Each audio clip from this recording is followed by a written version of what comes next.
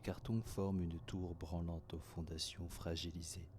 Empilés comme des murailles infranchissables, nous avons du mal à trouver nos marques dans ce labyrinthe inconnu. Notre vie d'avant tente de donner à ces nouveaux lieux un réconfort familier, un soupçon de déjà-vu. Il est étrange comme un déménagement chamboule les repères, mais surtout sa stabilité émotionnelle. On se dit que ce n'est que passager et matériel, mais c'est que quand le canapé retrouve sa place que l'on se dit qu'il nous avait manqué. Et seulement à ce moment-là, on se dit que l'on est chez nous.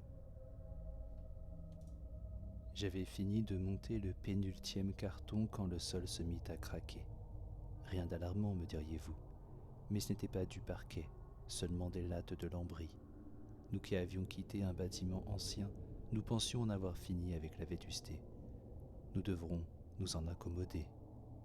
Je testais les lattes une par une afin de déterminer l'étendue des dégâts. Chaque craquement n'était en soi pas d'une gravité extrême, mais une découverte près de la cuisine changea drastiquement la situation. Je dirais même la dégrada. Alors que je soulevais mon pied, un bruit de succion se fit entendre. Ma plante de pied était totalement humide, comme si j'avais marché dans une flaque.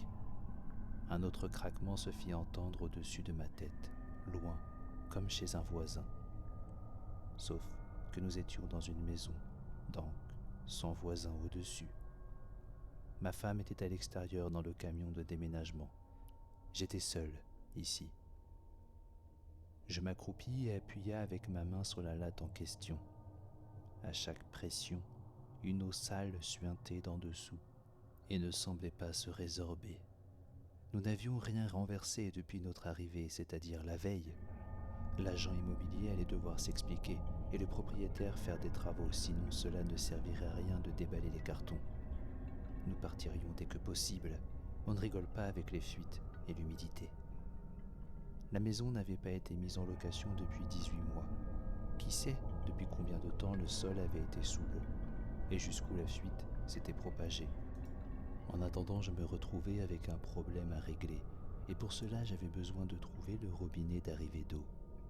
Normalement, il était facilement accessible, proche de la chaudière ou sous un évier. Tout dépendait des commodités présentes et du bon vouloir du plombier lors de la construction du bâtiment.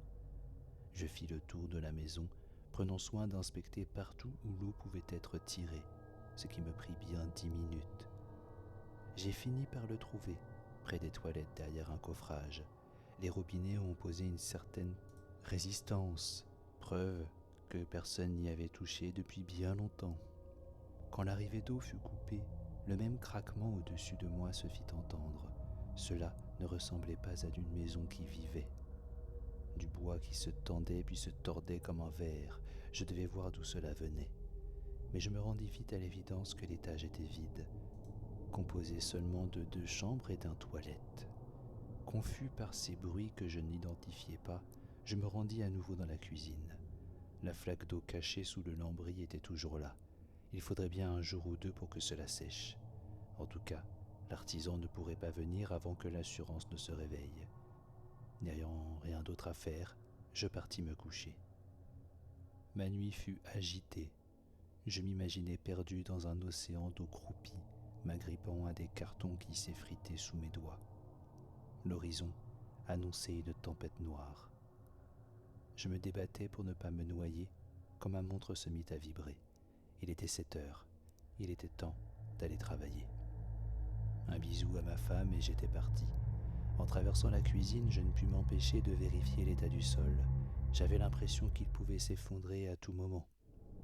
L'artisan devait passer dans la journée avec les clés de l'agence de location. Tout serait réglé le soir venu. Enfin, je l'espérais. L'artisan fit son travail. Pendant 3 semaines, tout alla bien. Puis, une anomalie apparut. Le compteur d'eau indiquait un volume anormalement élevé par rapport à notre consommation réelle. Il y avait encore une fuite, j'en étais certain, mais je ne trouvais rien. Et les craquements dans le plafond m'intriguaient de plus en plus. Après quelques coups de téléphone, j'ai appris que les anciens propriétaires avaient entièrement refait l'appartement. Logique quand on veut mettre en vente. Mais dans ce cas-là, pourquoi restait-il des défauts partout ? Cela me travaillait. À force de mal dormir, je finis par fouiller la maison de fond en comble, cherchant à la fois l'origine du bruit et celle de cette eau mystérieusement tirée. J'en étais presque sûr, quelqu'un avait réalisé une dérivation en amont de notre arrivée d'eau.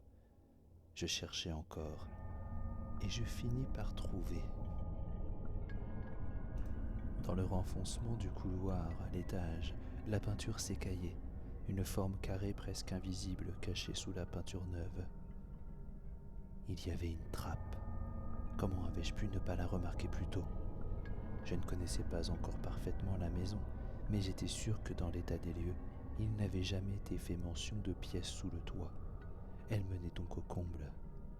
Je récupérai un cintre et tentai d'accrocher un rebord. La peinture avait presque scellé l'ouverture, mais d'un coup sec du poignet, j'arrivai à débloquer la trappe. Prenant une chaise de bureau, je me hissai difficilement. Lorsque je tentais de l'ouvrir, les craquements s'intensifièrent. Il ne faisait plus aucun doute qu'il venait d'en haut.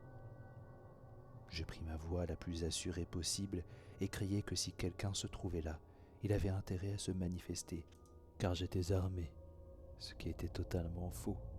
À peine avais-je entrouvert la trappe qu'une main surgit, tenta de me griffer le visage, puis la referma avec une violence telle que je tombai de la chaise, m'étalant de tout mon long. Mon crâne me lançait affreusement. Dans le bref instant où la trappe était restée ouverte, j'avais eu le temps d'apercevoir quelque chose. Des yeux, brillants, dangereux. Quelque chose d'effrayant se cachait là-haut. Évidemment, je ne voulais plus tenter quoi que ce soit. La police vint inspecter les lieux et n'eut rien à signaler. La chose avait disparu. Bizarrement, l'affaire s'arrêta là. Je fis une nouvelle tentative pour aller dans les combles. Ma femme était là, prête à me tendre un pied de biche si jamais le danger se représentait. Mais rien, ce n'était que des combles tout à fait banals. Pas de fenêtre, pas de porte, seulement une entrée et une sortie. Il fut évident pour moi que si la chose qui s'était cachée d'ici avait disparu, elle n'aurait pu le faire que par la trappe, sauf que je l'avais surveillée jusqu'à l'arrivée de la police, et rien n'en était sorti. Mais ce n'était pas le pire.